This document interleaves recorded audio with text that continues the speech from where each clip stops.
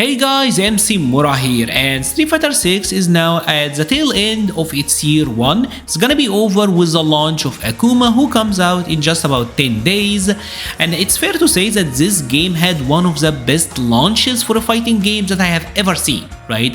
The game came out, worked right out of the gate. We didn't get any crazy server issues or like unable to play the game online. It had single player content that was meaningful enough, modern controls, accessibility, huge influx of players. People were really happy when this game first came out, right? But if there is one thing that I've been seeing constantly being held against Street Fighter 6, it is Capcom post-launch support, right? It is their DLC, their monetization, and their approach to balancing, right? I think this is the main issue that people got with Capcom post-launch support. And I'm here to tell you that's actually not as bad as you would think. Well, it's kind of a mixed bag when you really think about it. Now, if we try to compare this game with others, I think it's only fair to compare it to the most recent Street Fighter game. It's supposed to be compared with Street Fighter 5, right? And now obviously Street Fighter 6 launched in a much better state than 5 did, but let's check out how Street Fighter 5 started first, right? When Street Fighter first came out, this was the launch roster. There was Fang, who's supposed to be here, but he's not in this particular pick that I've chosen for reasons, but Fang was supposed to be here. Street Fighter 5 launched with 16 characters in the base roster, right? 16, which was that was a so-so number. I think for me it's okay, but it's certainly on the lower end, and a lot of people may not find it acceptable. But after the initial 16 characters, the game had Season 1 character base, right? This is year 1. And year 1 with Street Fighter 6 came out with 6 characters. We're talking Alex, Guile, Ibuki, Balrog, Juri, and Urien. And I do think this is a fantastic DLC lineup. This is probably, if I'm being totally honest, this is the greatest DLC lineup for a fighting game that I've ever seen. This is the greatest year base that I have ever seen, right? Because you got everything. You got Alex that people have been asking for a long time, haven't been playable in a long time at this point, who completely missed out on Street Fighter 4, him and Urien. We got Guile, an OG. How was Guile not in the game? And the reason we had Nash, but anyway. Ibuki, very popular fan favorite. Balrog, who received a pretty fun redesign. And Juri, who was the most popular character of the previous game. A complete fan favorite at this point. So fantastic year 1 DLC, right? Now, if we compare this to Street Fighter 6, I think we will find a lot to talk about, right? Because when Street Fighter 6 first came out, the game came out with 18 characters, right? So Street Fighter 5 came out with 16 and then added 6 more. 6 came out with 18 and then we're adding 4 more, right? We got Ed, we got Aki, we got Rashid, right? And this means that both of these games at the end of year 1 got 22 characters, right? So although Street Fighter 6 launched with more, by the end of the first year, the game had similar amount of characters to the characters in Street Fighter 5, both of them at 22 slots. Now, there is something that I do have to be honest about, right? And it's 2 points. The first one is the fact that characters in this game, in Street Fighter 6, are a lot more kitted. They got a lot more moves, animations, they got multiple supers, multiple cinematic supers with level 1, level 2 critical arts, even with some, like for example Ed here, and what we'll see later with Akuma. Capcom is doing multiple intros for the character, whether you're playing as player 1 or player 2, the intro for Ed is different. There's a lot of cool fun stuff with that, and I think that got to be appreciated. They're putting more work into a single Street Fighter 6 character. We gotta be honest about this. The second thing, and as someone who plays these games competitively, this is really major for me. The Capcom balancing for the DLC characters is much better than it was for Street Fighter 5. right? Let's check this out, right? This is Liquipedia. Liquipedia shows you like the tournaments. It's a fantastic website if you want to check out the competitive scene. And let's check out like the 5 most recent tournaments for Street Fighter 6, right? So we got 3F, which was won by Kami. Mena won Evo Japan.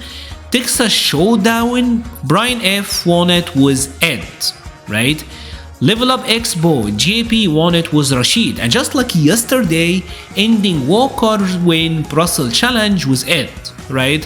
Here we got more tournaments. We got JP with the Rashid again. Gashikun winning with Rashid also. We got a little bit of like the tier 3 tournaments. We got Hikaru who won like an online warrior event with Aki. So what I'm trying to say is these characters do have tournament relevance. Ed, Aki, maybe Aki is like the one with the least tournament relevant, but at least she did get some results. Broski did win stuff with her, he's doing amazing, and we're seeing more and more with like Hikaru and with other top Aki players that the character is getting play and she's getting some results, right? These characters, Rashid is top tier, Rashid obviously is top tier, but he's not like the top 1, top 2. They're not broken, but they are powerful enough to have competitive relevance. Rashid is competitively relevant, Aki is on the lower end of competitive relevance, but is there. Like Aki is more relevant competitively than Manon, than Kimberly and Lily, right? And maybe even like Dhalsim, Zangief, she is more competitively viable, right? And we got Ed who's winning stuff. Like remember the Momoshi saga, we got Brian F winning, we got, like I said, Ending Walker is killing it with him. So these characters, they are seeing play. And that's really, really big. That's something that we have got to mention, right? As a competitive player, I want the DLC characters to have impact, and Akuma is coming out pretty soon. And in this game, in how Street Fighter 6 functions, there is no way that Akuma isn't at least high tier. There is no way he is not at least Juri or like Kami tier. That is bare minimum. There is no way that Shoto isn't good in this game. And I do think Ryu is actually he's kind of underrated. But I do think in general Akuma with his toolkit, he's gonna be good. Like he's gonna be good, right? He got to be good, right? So this is something that we got to talk about. Now the other things that people usually hold against Street Fighter 6 is the rollout of DLC costumes. Right, and this is big because when Street Fighter 6 is rolling out skins, they are rolling it out, they just didn't do anything and then bam, dropped out like a single costume for every one of the 18 characters, right? Which is pretty decent. And with Akuma, we're gonna get the additional costume for each of the DLC ones, so we're gonna end with 22 costumes released that year, right? Which is something that is, I mean, right, that's I'm gonna be honest about it, that is not fantastic, right? On the other hand, Street Fighter 5 launched with the main costume, a story costume that you could unlock through gameplay. They added these 3 costumes, which was like the CPT bundles. So we got 3 here, and then we got the summer costumes, which was like bikini skins for the women. So this was like 6 more, so now we're at 9. And then they added Halloween, which was like further 6. So now we got 15 additional costumes. And Street Fighter 5 had the battle costumes, right? So they put out 16, no, that was like 22 and 15. So let's actually calculate it real quick, right? So they got 22 plus 15, which is like 37 costumes. By the end of year 1, Street Fighter 5 had 37 costumes, while Street Fighter 6 now only got 22 additional skins. But this is not the complaint, right? This is an underwhelming number, I'm not gonna lie. But the main issue that most people had with this game and its DLC costumes is the fact that you can't buy them with bundles. If you notice here, this is like Battle Pass bundle, Capcom Pro Tour bundle, right? The Summer bundle, Halloween costume bundle. All of these are packs. Like you get to buy a number of skins with like a specific fee, right? So you're getting like a discount on them. What Street Fighter 6 try to do is make you buy each of these separately. You can't buy them in a pack, and this is by far the biggest issue. So I do think we probably could have had a lot more skins. Capcom obviously decided to focus more on the fighting pass and putting out more for the battle hub and single player stuff, which is ultimately, in my opinion, I think is something that most of the competitive players, most of the people who really care about Street Fighter, they didn't like it that much, right? And the monetization of it is what really kills the interest.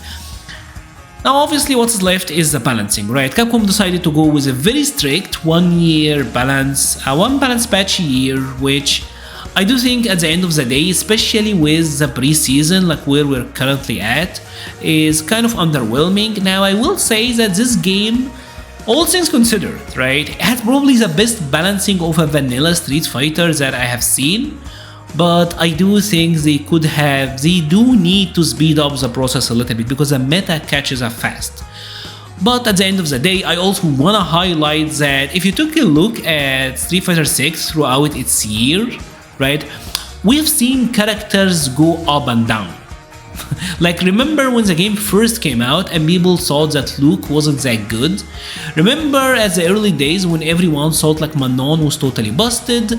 Remember when everyone thought like DJ was super ultra broken at launch, but then he wasn't that great, but then DJ is amazing again, and then it's kind of funny. Oh my god, DJ made me lose my voice.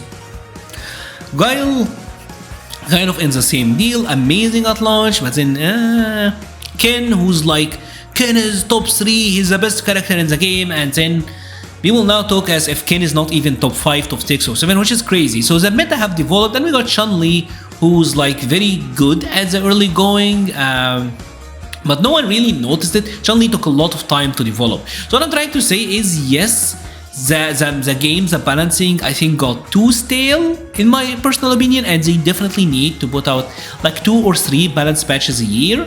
But I think at the end of the day, we did have meta develop, and the tiers list did go up and down with the season as we played more and more. And now Blanka is like, a lot of people do consider Blanka to be top 3, which he really wasn't considered that good previously. Like, no one will put Blanka in top 3, but now everyone is coming up with these crazy Blanka sequences, 2 touches, and everyone's like, oh my god, Blanka's broken. And this is all on the same balance patch, which is wild.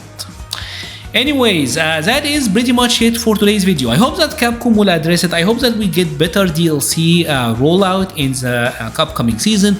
I do hope that they will focus more on the competitive crowd, or at least balance it out a little bit. I think 1 costume a year is really underwhelming, right? Yes, Street Fighter 5 didn't get everyone like 1 costume a year, but yeah, like there was characters that certainly, like Chun-Li and Cammy, got a ton of costumes, but at least for year 1, everyone had an additional costume, which is something that we need, that and a little bit more. If you have enjoyed this video, please leave a like or a comment, helps the channel so much. I will be leaving a link to the Patreon, Discord, Twitter, and Twitch pages in the description. Thank you so much for watching, and stay safe.